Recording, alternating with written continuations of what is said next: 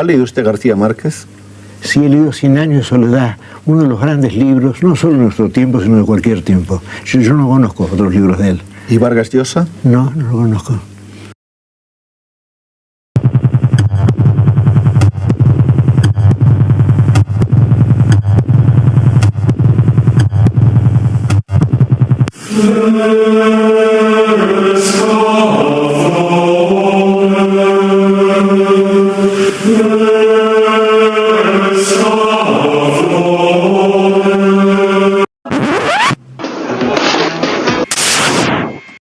Uno de los rasgos que mejor distingue la narrativa contemporánea de lo escrito en el pasado es la variedad de voces y distancias de las que se aborda la materia narrativa. Así, mientras que el narrador omnisciente, en tercera persona, era, junto con la primera persona, las estrategias que se empleaban en el pasado, ahora las obras pueden ser un dechado de personas y de distancias. Por ejemplo, no solo se cuenta en tercera y primera personas, sino también en segunda, como la demuestra la novela Aura de Carlos Fuentes e innumerables obras que vinieron después, y el narrador puede ser autodiegético, intradiegético, extradiegético y metadiegético según la distancia a que se encuentre de lo narrado. El narrador autodiegético es aquel que cuenta con su propia historia. Normalmente se escribe en primera persona, y para que la historia sea consistente con la perspectiva adoptada, queda de manifiesto que el narrador tiene una conciencia parcial de los hechos. El narrador intradiegético es aquel que cuenta desde dentro de la historia, como testigo o personaje secundario, la vida del grupo de personajes a los que pertenece. Aquí, la persona adoptada puede ser la primera, la segunda o la tercera. El narrador extradiegético es ajeno a la historia y habla desde el limbo como si fuese un dios. Este narrador es el que mejor se presta a la tercera persona, pues, por lo general, puede pasear por los recovecos más secretos de los personajes, estar enterado de todo el conflicto que los une, y por ello es también, por regla general, el tradicional narrador omnisciente.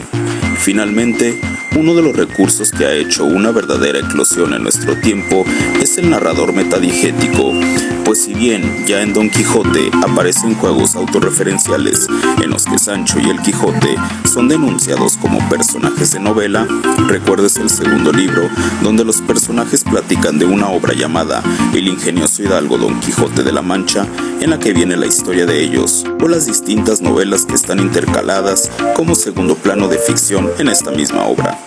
La verdadera explotación de este recurso ha llegado a su máxima dimensión en nuestro tiempo. Encadenar dos planos de ficción es ahora familiar, no solo en la literatura sino en el cine, la televisión o los anuncios comerciales. Decimos familiaridad porque, tratándose de una estrategia complicada, proponer desde un plano de ficción otro plano de ficción, nadie se confunde. Nos hemos acostumbrado, a veces incluso, como ocurre en cualquier noticiario. Los planos se suceden uno a otro hasta colocar la noticia en la perspectiva más honda de la dimensión informativa. Cuando el conductor de un noticiario cede la palabra a un reportero que no se halla presente más que por la magia electrónica de aparecer en la pantalla del fondo, se cambia de una dimensión a otra. Cuando este reportero muestra un video en el que entrevistó a alguien, vuelve a traspasarse la dimensión. Y cuando en ese video se muestra como prueba de la noticia que se está dando la voz que sale de una grabadora, estamos asistiendo a otra dimensión. El narrador metadiegético permite dos posibilidades.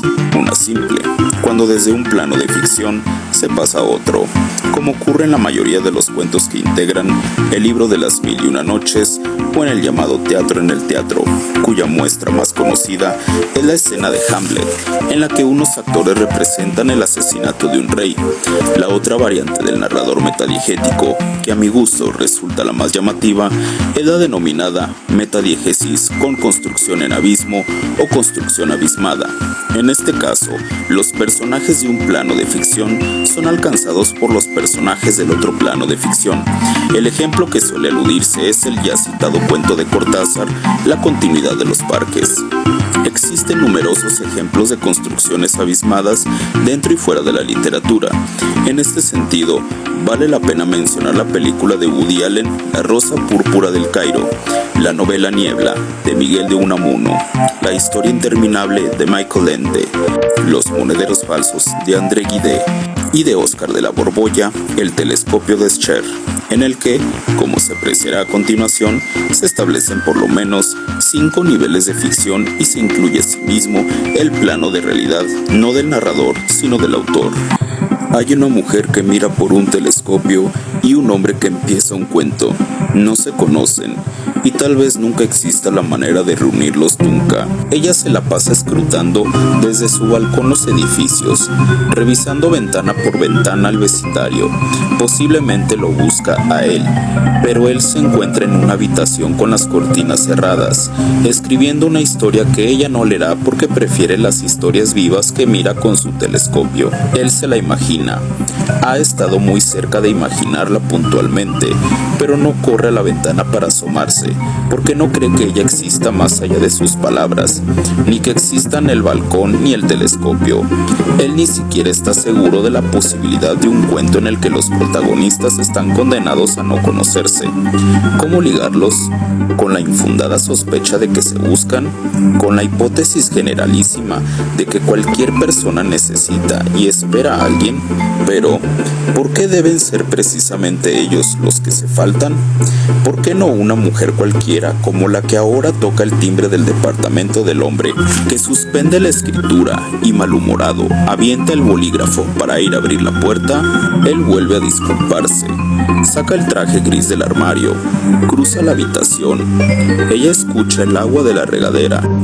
Vamos a llegar tarde, dice frente a la mesa, donde un bolígrafo abandonado ya no podrá escribir lo que iba a escribir, porque cuando él reanude la historia, luego de la fiesta para la que se está arreglando, no encontrará la frase que quedó pendiente sino otra, una frase cualquiera, que bien o mal se integrará al discurso, pero ya nunca la frase exacta con la que iba a hablar de la mujer del telescopio, la que él supone insustituible y en la que los personajes se pierden como él, que lejos de su bolígrafo ahora se pierde por las conversaciones de una fiesta a la que acaba de llegar. Francisco regresa a su departamento con la idea de tomar el bolígrafo para averiguar qué pasa con la mujer del telescopio, pero Genoveva tiene otras intenciones, pues es lógico que haya calculado que sus padres, entre las desveladas y los brindis, no se preocuparán por ella sino hasta muy entrado el día siguiente, y por eso abraza a Francisco, le sonríe maliciosa y comienza a desbotonarle la camisa. Él lanza una mirada de reojo a su mesa de trabajo y, sin afligirse por el nuevo aplazamiento, busca por la espalda de Genoveva un cierre que baja lentamente. Ella echa los hombros hacia adelante y el vestido se escurre por sus brazos. Genoveva duerme y Francisco tacha la frase con la que iba a continuar la historia de la mujer del telescopio. Es difícil escribir luego de hacer el amor. Las palabras no aparecen donde deben. La sintaxis se me pone torpe, pero no tengo sueño y quiero descubrir qué pasa con esa mujer a la que llamaré Lourdes. ¿Hasta qué horas vas a estar en ese maldito balcón? Ya métete. Y Lourdes se mete. Entra en su vida, una vida en la que resulta ser la esposa del hombre calvo que desde la cama le riñe por esa afición de estar todo el tiempo asomándose por un telescopio. Ella guarda silencio ante las protestas de su marido. No vive sola, carajo. Has agarrado ese telescopio como un vicio. Estaba viendo una fiesta, responde ella. ¿Y a mí qué me importa que haya fiestas? Necesito dormir, ya acuéstate. Pero Lourdes, igual que Francisco, no tiene sueño. Francisco mira las palabras que acaba de escribir. Lourdes aparece en ellas con la lentitud de una imagen en un revelado fotográfico. Poco a poco surge en la habitación y el esposo que duerme y la cara de Lourdes en la oscuridad. Y más allá, el telescopio, los elementos de la fotografía recuerdan a Francisco, los cuentos de hadas, una princesa en una torre, un dragón y un caballero andante. Pero su cuento no es un cuento de hadas, ni Lourdes una princesa a la que se puede encontrar en el laberinto de México. Por más que Francisco la mire, al leer sus palabras y hasta que pueda verle los ojos en la oscuridad, basta con que escriba que un rayo de luz entra por el balcón para que los ojos de Lourdes se iluminen. Basta con encender una lámpara dentro del cuento para apreciar las lágrimas que Lourdes se traga. pero la lámpara no se puede encender sin que se despierte el marido de Lourdes y le eche en cara su falta de consideración. Y por eso Francisco pela los ojos en la oscuridad de su cuento y se aguanta con el rayo de luz que entra por la ventana, aunque sea un rayo tenue que no le permite ver las lágrimas que él supone a Lourdes. Pero la verdad es que ella se ha quedado dormida, igual que su esposo. Francisco cabecea. La madrugada se le vino encima, pesándole en los ojos. Y aunque desea continuar, pues ha oído que los cuentos deben escribirse de un tirón, definitivamente ya no puede. Sobre la cama descansa Genoveva en paz, con su cuerpo y con Francisco, que sin ningún cuidado la empuja para meterse bajo las cobijas. Ella se queja, pronto abrió los ojos, vio a Francisco dormido a su lado, se quitó el pelo de la frente, se levantó de la cama y con una curiosidad de la que no soy responsable, fue derecho a la mesa en la que hallaba el cuento de Francisco. Lo miró por encima, esparció las hojas y al leer el nombre Lourdes, se detuvo. Francisco fantaseaba con una tal Lourdes, la describía sola en su atalaya, prisionera de un marido imbécil y sin más pasatiempo que un triste telescopio para husmear el paisaje. Pero en el cuento también había un escritor parecido a Francisco, que hablaba de su soledad, se dolía por Lourdes, y lo hacía en unos términos en los que a leguas se notaban los elementos autobiográficos: la mesa de trabajo, las cortinas corridas, el bolígrafo fetiche. ¿Cómo era posible que se sintiera solo, que no la mencionara? Se acababan de hacer el amor. Genoveva arrugó las hojas. Le resultaba imperdonable que Francisco no la incluyera en eso que ella llamaba tu literatura. Porque a mí solo me quieres para meterme en tu cama, le dijo mientras lo despertaba, pero no soy importante para ti. ¿Cuándo has escrito algo de nosotros? ¿De los ratos que pasamos juntos? ¿Quién es Lourdes? ¿Que no eres feliz conmigo? ¿Por qué escribes que te sientes solo? Y Genoveva rompió a llorar. ¿Cómo podía Francisco explicar que Lourdes era simplemente una ficción, si por todos los medios había procurado volverla verosímil? Se quedó callado. La mujer del telescopio era más real para Genoveva que para él. Se materializaba mejor en ese arranque de celos que en su propio cuento. Di algo, exigió Genoveva, pero Francisco, fascinado por el efecto de su historia, no abrió la boca. Lourdes estaba ahí, se había salido de esas hojas para formar un verdadero triángulo amoroso, porque al fin y al cabo Genoveva tenía razón, pues, aunque Lourdes no existiera, existían la nostalgia de Francisco y su necesidad y sus ganas de toparse con Lourdes. Francisco no explica nada, se limita a sonreír, recoge del piso las hojas de su cuento y el bolígrafo con el que ha mirado más allá de su cuarto y más allá de Genoveva, que, furiosa, da un portazo y desaparece convencida de la existencia de Lourdes. Y es que Lourdes tiene que existir, anota Francisco retomando su historia, porque su marido es cualquiera que en este momento, tras una riña matutina, sale de su casa para ir al trabajo, cualquiera que haya amenazado a su mujer con romperle esa posibilidad de fuga que da el telescopio, cualquiera que haya dicho, a ver si hoy haces algo. Esa frase que desde hace tiempo no ha dejado de repetir el esposo de Lourdes, pero que ahora, como la gota que derrama el vaso, la ha decidido.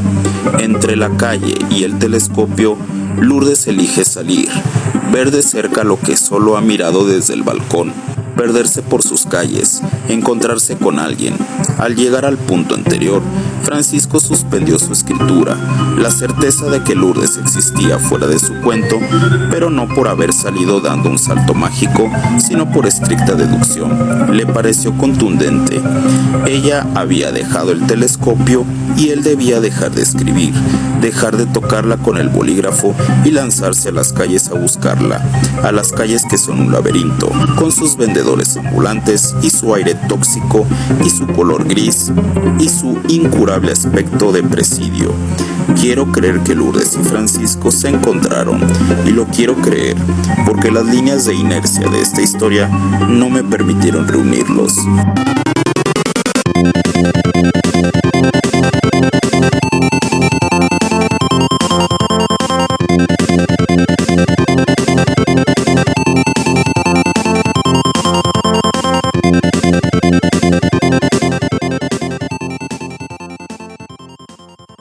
Si el video te gustó, deposítame una pinche feria, cabrón. Y si no te gustó, estás todo pendejo. ¡La vemos!